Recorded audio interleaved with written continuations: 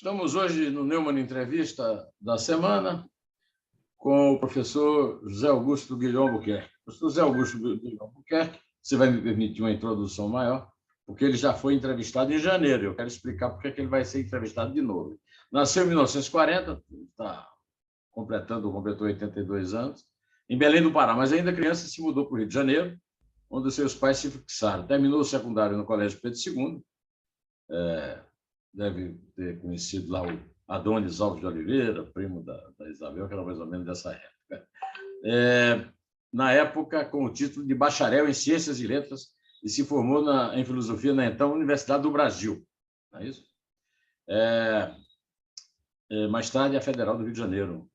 Ele presidiu o diretório acadêmico e dirigiu o núcleo da Juventude da Universidade Católica, JUC, famosa JUC. Terminou na AP, Ação Popular, e na guerrilha. Né?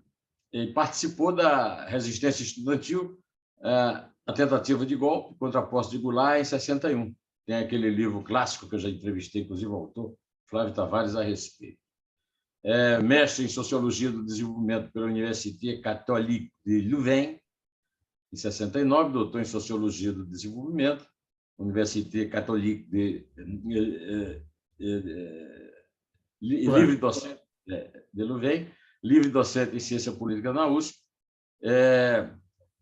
E agora ele está voltando a ser entrevistado aqui porque ele lançou um livro, Bolsonaro, um caso de neopopulismo maligno, que reúne todos os seus blogs, todos os seus, posts interessantíssimos, engraçadíssimos, muito leve, contendo desde 27 de março de 2019 até agora, com exceção de algumas crônicas que perderam a pertinência e a graça, segundo ele. Né? Eu quero, então, dizer que eu volto a entrevistar o professor Guilhom, que a primeira entrevista fez muito sucesso, e a segunda certamente fará neste momento. Naquela época, eu tinha lido esse livro aqui, do Antônio Skurati, que é um livro interessante, porque mostra que a origem do fascismo é da esquerda. Né? E agora o Miguel de Almeida já me avisou, e eu já comprei um para começar a ler, que é o segundo volume, que é O Homem da Providência, que é o Mussolini. Isso aqui é o relato do Mussolini e do Bolsonaro. E o assunto vai ser esse. O professor José Augusto Guilhom Albuquerque, populismo maligno. Existe populismo benigno? Eu acho que pode haver um populismo benigno, aquele que não chega, nem o líder chega a um nível de doença mental, né? Que é o comum entre eles, e em que existe ainda uma resistência bastante grande.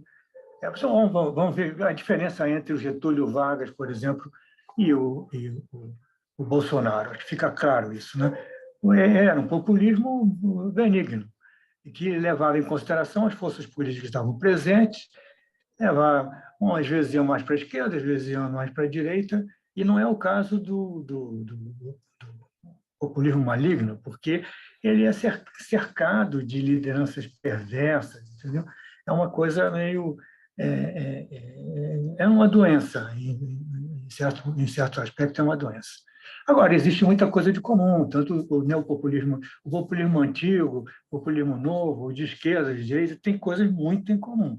E a principal delas é passar por cima das instituições, não permitir que haja nada entre o líder e o seu rebanho. Né? Isso, qualquer coisa, religião, leis, instituições, tudo isso perturba essa ligação imediata com coisa aquilo. Está clara no nazismo, está clara no fascismo, né? E está clara no bolsonarismo, enfim, no bolsonarismo, digamos. Quando eu combinei com o professor Guilhom, eu já avisei a ele que a primeira pergunta não vai ser sobre o livro, porque ocorreu depois do livro publicado na Amazon e impresso. O livro já está impresso.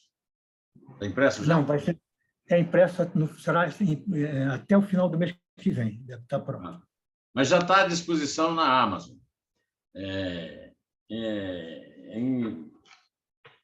em origem internética. Aí eu disse para ele, olha, professor, eu mandei um recadinho para ele por e-mail, eu vou abordar um gesto político que eu achei da maior importância, que eu comentei, que foi o cumprimento entre Bolsonaro e Moraes, que eu achei um cumprimento falso, e cheguei à conclusão que o Brasil não é um país, é um picadeiro. Muita gente aqui me criticou muito, dizendo que é uma coisa da civilidade, da civilização, as pessoas se cumprimentam, né? Mas eu me lembrei do general Paulo Sérgio Nogueira de Oliveira, que era comandante do Exército, e que se negou a cumprimentar o Bolsonaro por causa da Covid.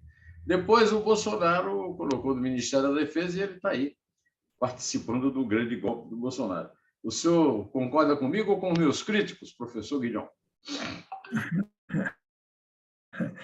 Não, eu acho que isso é uma questão de situação. Você está numa situação social em que você se vê obrigado a cumprimentar, mas você pode fazer isso de longe e recusar a mão. Isso é o que eu faço com pessoas que eu considero realmente que não devam ser consideradas. Eu cumprimento, mas não dou a mão, né? Então, é uma escolha. É uma escolha. Agora, uma coisa exatamente assim. Exatamente assim. Como vai? De cara feia. Então, é o que você faz, provavelmente. Cara feia, eu não tenho cara bonito para você, agora como é que eu faço? Lembra da história desse querido de um amigo? Ô, senador, o senhor tem duas caras. Ele disse, minha filha, se eu tivesse duas, acha que eu usava essa? Né? Professor Guilhom, o gênero literário é a crônica. Que a crônica, nós já tivemos Rubem Braga, nós já tivemos o próprio Machado de Assis, o maior escritor brasileiro de todos os tempos, vimos grandes cronistas, né? Não é mais, né? Segundo o senhor, no seu livro Contra o Populismo Maligno, as crônicas vão desenvolvendo perfis de Bolsonaro. O principal é seu estilo de liderança, que é o de déspota pela graça de Deus. Será que Deus está abençoando realmente esse déspota? É o que eles dizem, né? Eles se consideram isso, né? O Bolsonaro, ele acha que ele tem um dever, tem um direito concebido, enfim, por Deus, no caso, ele diz que é de Deus, né? Que é o do poder absoluto. Ele tem que exercer o poder, não porque ele queira, mas porque é o dever dele, né? Dessa missão que é dada por Deus, ou por quem quer que seja, né? Então, veja, o problema dele é que querem usurpar o poder dele. Nós todos, democratas, as instituições, né? O judiciário, os partidos, etc., queremos usurpar um poder que é dele. Por isso que ele fica tão agoniado, né? Quer dizer, ele não consegue fazer uma política tranquila, ele bate em quem tem que bater, apanha de quem tem que apanhar, isso é a vida, né? A vida é assim. Ele não pode suportar isso porque é algo inimaginável, entendeu? É que nem, por exemplo, proibirem você de escrever, você de dizer coisas maravilhosamente que fazem todo mundo de ficar de bom humor, né? Então, essa é a questão. Esse estilo de liderança é o despotismo agraciado por Deus. Não era o caso do Getúlio, né? O Getúlio ele ficava falando com o povo, os brasileiros, etc. Então, ele não tinha essa ideia da graça de Deus. Né? Por isso que ele pode distribuir graça por aí, né? É que nem Nossa Senhora das Graças, vai distribuindo as graças em nome de Deus. E ele faz a mesma coisa, fica distribuindo graças aí. Essa história da graça de Deus é uma coisa mais monárquica, né, professor Guilhom? Quer dizer, a monarquia pela bênção divina, né? Não, mas era o caso... Os favos monárquicos. Era o caso do Franco, né? O Franco ele era pela graça de Deus, né? Ele era, enfim. E contava com a cumplicidade da Opus Dei, da Igreja Católica e tal, no caso do Franco, né? O Bolsonaro, ele não é evangélico, mas ele foi batizado lá no Rio Jordão, né?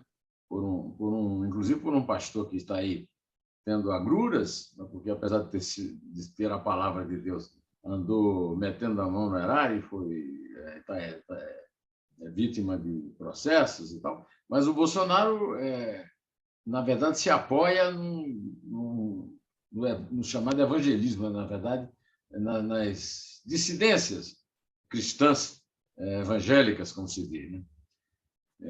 Por sinal, agora parece que estão divididas entre ele e o Lula, né, professor Guilhão?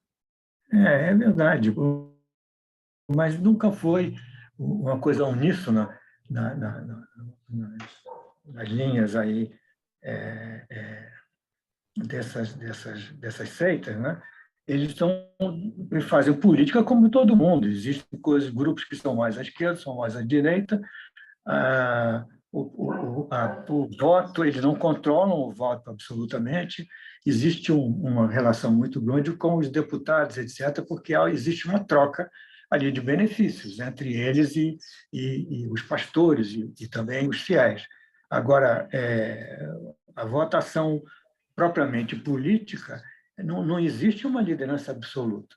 Não existe isso. E tem estudos, um doutorado aí foi feito por um estudante na USP que acompanhou durante 4, 5 anos esses movimentos, deixou isso bastante claro na tese dele, que não existe essa coisa integral, né? Não existe isso, né? Agora, veja, há um outro aspecto que faz parte desse perfil, que é essa questão mais mental, né? Existe nesse tipo de liderança, como o Trump, como o Bolsonaro, não é que eles mintam, não é que eles enganem, é que o que eles dizem é verdadeiro, porque são eles que dizem, entendeu? Então, você vê que são pessoas que, por exemplo, não entendem o princípio da causalidade. Tá? A causa B. Então, A tem que ver antes de B. Mas para eles não existe isso. Ele troca a causa pelo efeito o tempo todo. Outra coisa, ele não acredita na permanência dos objetos, das coisas. Né? É uma coisa que a criança aprende. Aquela bola que está ali, ela depois passa pelo outro lado, é a mesma bola. Para ele, não. Ele não existe essa permanência. Né? E a verdade e o falso. As coisas são verdadeiras porque ele diz, e elas são falsas porque ele diz que são falsas. Ele inverte, né? Inverte tudo isso. Então, tudo isso, é claro que apresenta um tipo de desenvolvimento mental que, aos 11 anos, todas as crianças já tiveram. Né? Mas para ele, não. Para ele, não. Então, citaremos o velho Vladimir Ilyich, que escreveu que o esquerdismo era a doença infantil do comunismo. Então, o que o senhor chama de neopopulismo de direita, Donald Trump, Jair Bolsonaro, tem esse transtorno mental de não saber a diferença entre verdadeiro e falso, lícito e ilícito, causa e efeito. Isso está no seu livro. Né? E o outro é o familialismo, né? Fazer da família um instrumento e uma prerrogativa de poder. Uma terceira dimensão é seguir um padrão sob a aparência de irracionalidade, recuperar o poder absoluto a que considera ter direito que a democracia usurpou. Isso fracassou na eleição americana, mas ainda tem representantes pelo mundo, como é o caso da Hungria, né? Que é tão badalada pelos bolsonaristas. O professor Guilhom também trata disso no seu livro sobre o populismo do mal, o populismo maligno de Bolsonaro.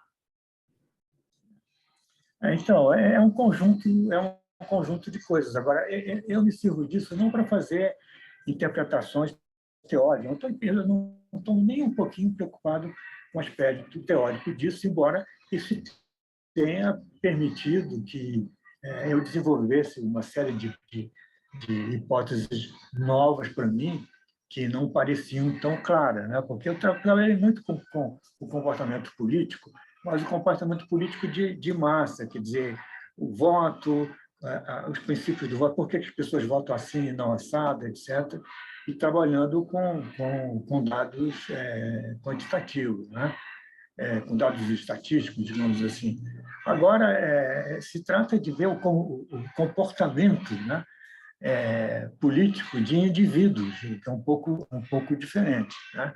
E o que me chama a atenção é que, se você começa a avaliar, a analisar, dizer, cronicar, né? Fazer a crônica do dia a dia da política, do dia a dia do Bolsonaro na política, porque eu tenho ali o tempo todo, uma vez por semana, 2 vezes por semana, os acontecimentos, né?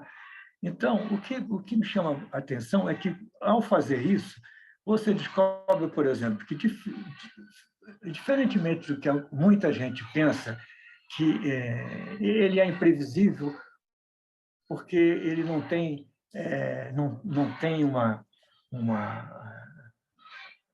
uma continuidade de ação, nem nada disso. Ao contrário, ele segue um padrão, existe um padrão muito claro de comportamento que vai levando desde oficial inferior, né, até a presidência. Ele se comporta sempre da mesma maneira. Uma delas é, por exemplo, o total desespero diante da autoridade, né? Não pode existir autoridade. Quem tem autoridade está traindo, está usurpando o poder dele. Só para ele pode ter, né? Então, essa coisa ele leva o tempo todo. Ele era um líder sindical anti-autoridade no Exército, né? Não foi por acaso que ele saiu muito mal de lá, porque ele era um rebelde, não um rebelde com uma causa, ele era um rebelde pela razão de ser das coisas, né? Outra coisa do comportamento dele é esse familiarismo, quer dizer, isso, exatamente. Você já me tudo falou aqui, o processo dele no Exército, está aqui. Então, pois é. E ele, como é que se diz? Essa coisa do familiarismo, eu estou fazendo uma ligeira mudança dessa ideia que aqui tem do patrimonialismo, né? No Brasil existe um patrimonialismo, né, que as pessoas cuidam das coisas como fosse o patrimônio social, econômico do país são aquelas pessoas e tal. Confusão de público. Então, eu digo, não, no caso dele, exatamente. Agora, no caso dele, é a diferença entre a família dele e o resto do mundo. Se você não está na família dele, é uma família estendida, que é eles, os assessores mais próximos, etc. Esses, né, estão no segundo plano. A família está no e ela é uma maneira de fazer política, a família dele. Tem gente que está ali fazendo influência, recebendo dinheiro, etc., fazendo... o poder dele se espalha pela família. E aí basta você ver como ele está permanentemente preocupado em livrar os filhos e parentes da cadeia. É uma das políticas dele em relação à Polícia Federal, é ter, finalmente, um policial federal na Justiça e outro policial federal na Polícia Federal que cuidam disso, da família dele. Estão preocupados exclusivamente de liberar a família deles. Aí tem suas extensões aí em alguns tribunais, né, que também facilitam essas coisas. Mas existe ele não é o patrimonialismo, né? Ele evidentemente que ele confunde o patrimônio do país com o patrimônio da família dele, etc. Ele pode distribuir para todos os senadores e deputados que quiserem, etc. Mas o fundamental é aquele núcleo familiar. Sem esse núcleo familiar, ele não faz política mais, ele não consegue, ele fica perdido ali, né? Mas se fala muito no ímpeto golpista dele para livrar a cara dele. Mas aí é natural, porque ele é o pater familias, está certo? Ele é o chefe da família. Então, ele é aquele que procura a impunidade, primeiro para ele e depois para a sua família. Não é isso, professor? Exatamente, exatamente. Eu Dizem acho que é que isso que ele teme, a, cadeia. é, exato. E veja, quando eu digo que ele tem um padrão, é que, do ponto de vista da ação política dele, por que ele se envolve com a política, é que, desde o início, isso aí significa proteger esse fardo que ele carrega, né? Que é o de carregar o mundo nas costas, né? Mas, ao mesmo tempo, passar por cima do mundo. Quer dizer, desde o início, essa coisa que ele faz é para preservar o poder dele, contornar esses usurpadores que somos nós, democratas, cidadãos, eleitores. Né? Ele odeia eleitores. Né? Ele odeia eleitores. Você percebe que, se você pensar com quantos votos ele teve no eleitorado, tanto no primeiro turno, no segundo turno, e quanto se diz que ele tem de apoio, você percebe que ele não deu um passo adiante, ele não adicionou nada, quer dizer, a não ser o que ele tem, aqueles fiéis, que deve ser, olha, eu imagino que sejam uns 15% de eleitores que é traduzido nisso. Né? Ele não consegue trazer mais gente, ele só consegue manter o que ele tem. Né? Agora eu estava mesmo ouvindo aqui comentários de que, pelas últimas pesquisas, se acha que esse saco sem fundo de benefícios que ele está que está distribuindo aí, não estão se transformando em perspectiva de voto. Né? Então, Intenção de voto. Né? Quer dizer, então, é um negócio. Isso aí tudo é estatística, né? Isso aí é estatística. As pessoas acreditam, e eu acho graça nisso, as pessoas acreditam que existe uma urna secreta, né? Em algum lugar, onde cada vez que se faz uma pesquisa, você vai botando votos ali dentro.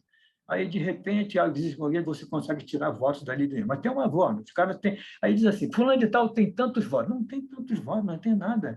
Fulano de tal tem uma estatística que diz tais e tais coisas. Mas cada estatística ela é própria, né? Quer dizer, ela tem cada estatística significa apenas o que diz aquela amostra. Né? A amostra seguinte é outra coisa, é outra amostra. Isso que as pessoas não entendem. Aí eles comparam assim, não, a diferença entre ontem e hoje, que são duas coisas, ou entre a coisa dele e a do outro, a margem de erro é tão... Não tem margem de erro para duas amostras diferentes. A margem de erro está dentro da amostra. Aí você faz uma outra amostra no dia seguinte, ou faz um colega ali uma segunda amostra, ela tem o erro está lá naquela... A conta está ali.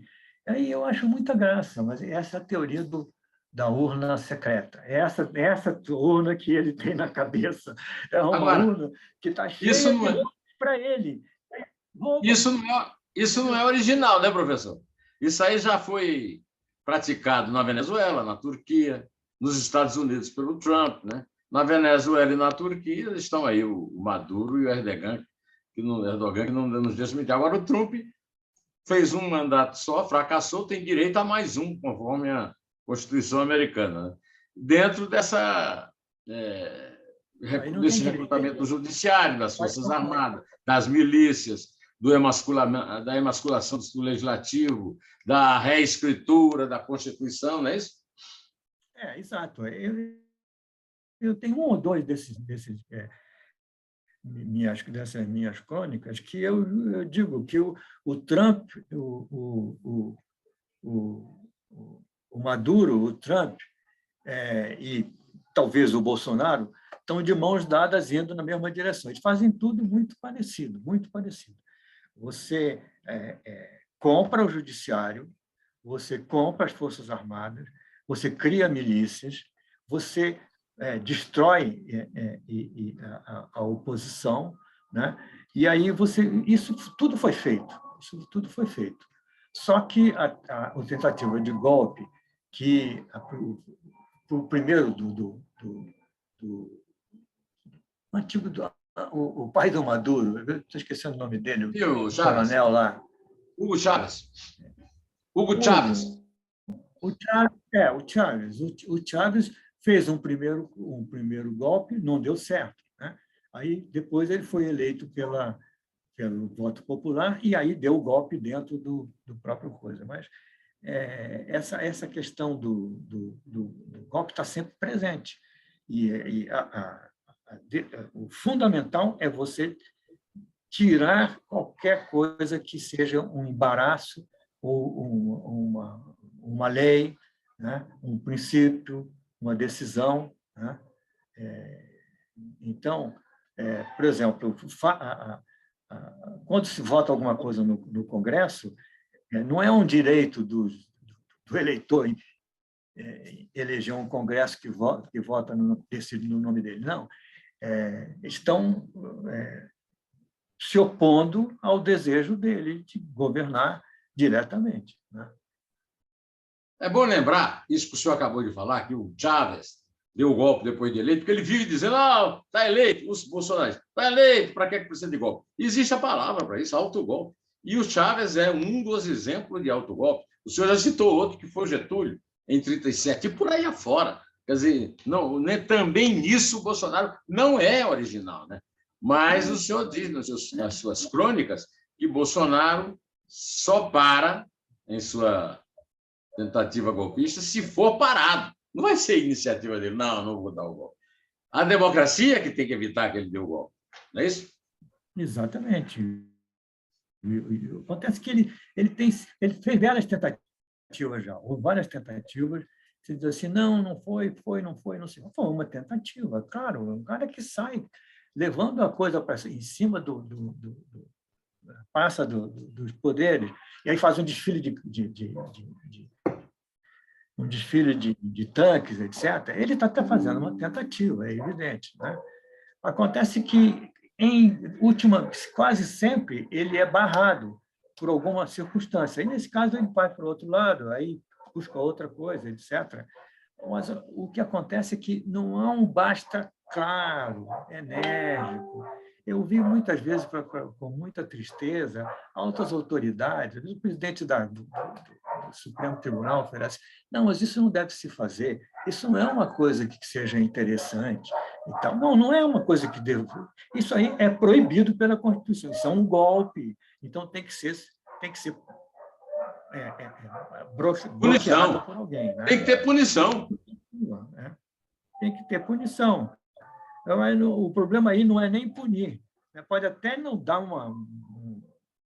tira ele e dá uma anistia completa, etc. E manda ele passear, etc. O problema não é esse.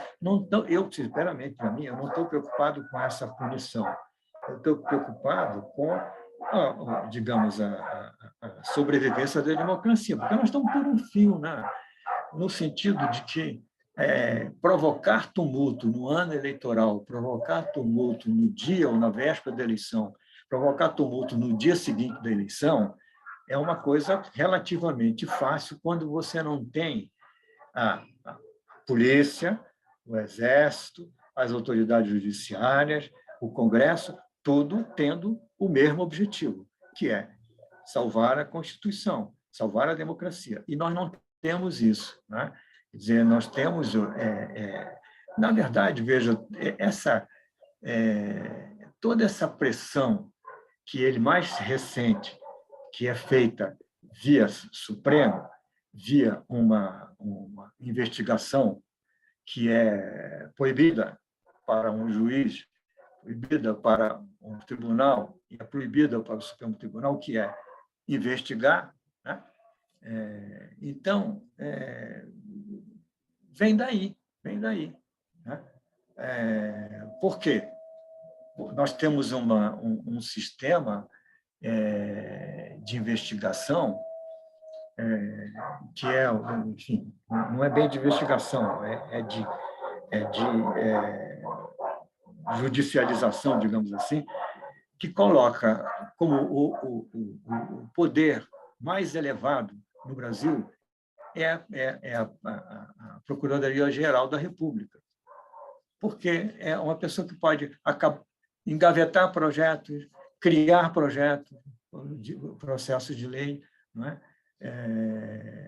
E nas mãos dele, veja o que aquele Janot fez com o Temer, né? É uma coisa inacreditável. O Janot primeiro, depois a moça que ele mesmo... Raquel Dodge. Raquel Dodge. Exatamente. E que ficou... Não descansou enquanto não conseguiu colocar 2 vezes o presidente da República submetido a um julgamento que ela decidiu. Então, isso é um problema muito grave, né?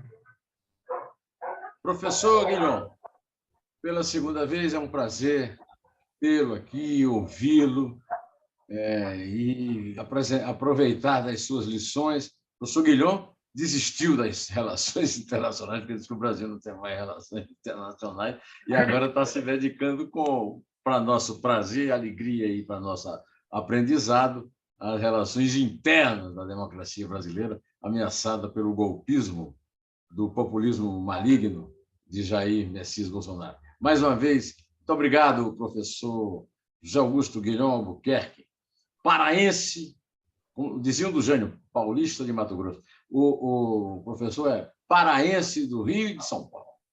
Obrigado, professor. Muito obrigado a você, né, Mânlio? Continuo sendo seu leitor e auditor. Obrigado. Confesso. Obrigado. Obrigado.